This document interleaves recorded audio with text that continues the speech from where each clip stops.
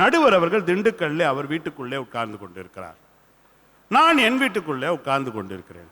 அந்த அம்மா அந்த வீட்டில் உட்கார்ந்துக்கிட்டு எல்லாரும் அவங்கவுங்க வீட்டு செவத்தை பார்த்து தனியாக பேசிக்கிட்டு இப்படி ஒரு பட்டிமன்றம் நடந்ததுன்னு வச்சுங்க. ஏப்ரல் 14 கலைஞர் தொலைக்காட்சியில் போடுகிறார்கள். தனி முயற்சியின் காரணமாக அவர்கள் வீட்டிலேயே திரும்பி கொண்டு பேசிக் கொண்டிருக்கிறார்கள். எங்களால் அவர்கள் முகத்தை கூட பார்க்க முடியவில்லை. இப்படி யோசிச்சு பாருங்க. நீங்க எல்லாம் கம்முன்னு உட்காந்துக்கிட்டே இருக்கீங்க, முறைச்சு பார்த்துருக்கிறீங்கன்னு வச்சுங்களேன். இல்லைங்க, சேரே இல்லை. ஒருத்தர் பேச சொல்லுங்க பார்க்கலாம்.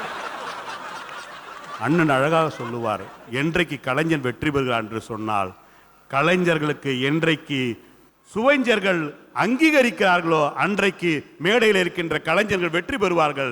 இந்த பண்பாட்டையும் கலாச்சாரத்தையும் நீங்கள் உங்களுடைய கரவொலியும் உங்களுடைய பாராட்டுதலும் நீங்கள் கொண்டு போய் சேர்க்காத வரை என்றைக்கும் மொழியை காப்பாற்ற முடியாது.